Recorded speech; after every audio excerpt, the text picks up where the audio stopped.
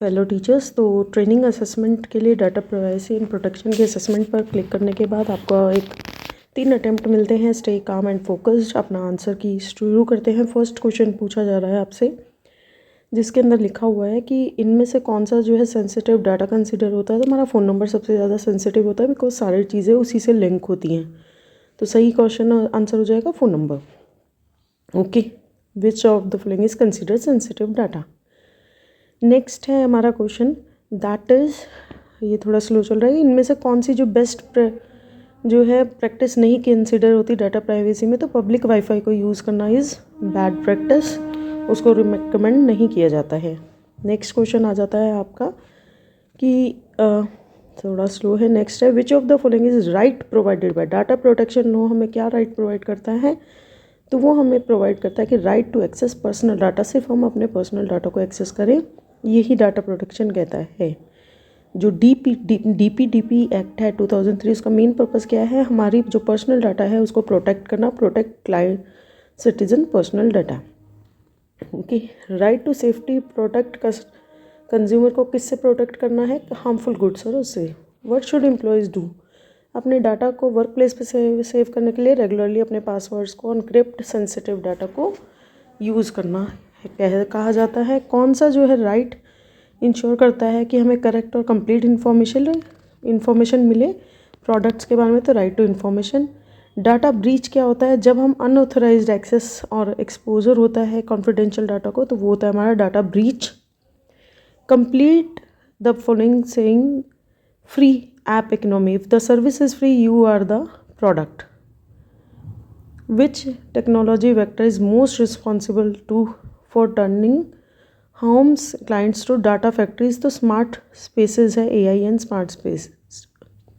First step क्या है, suspected cyber incident के लिए चेंज पासवर्ड इमीडिएटली से चेंज कर दीजिए अगर आपको कुछ लग रहा है। कंपनी जो डाटा शेयर करती है विदाउट यूज़र की कंसेंट के लिए, तो वो डीपीडीपी एक्ट को वायलेट करती है।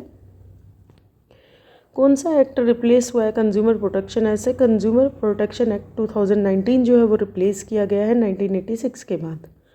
What is the purpose of encryption, कि हमारे अनऑथराइज्ड एक्सेस से डाटा को बचाना।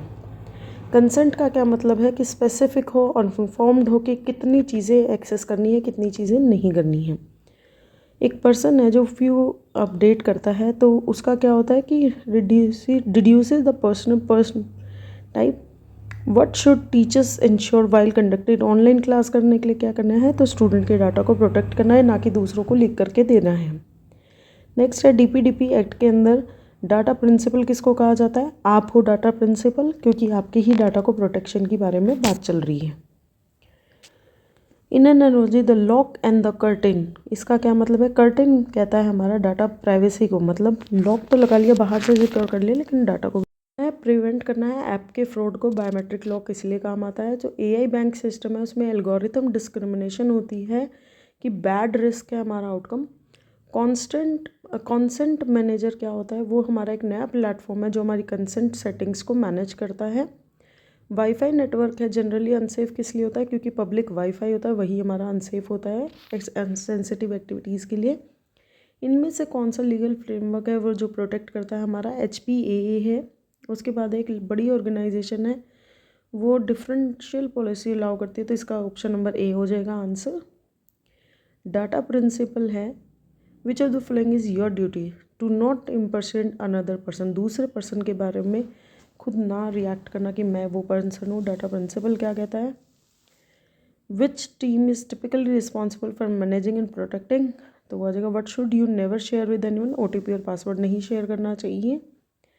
इसके बाद है राइट टू मिसलीड है, ये कंज्यूमर का राइट नहीं है कि मिसलीड करना दूसरों को।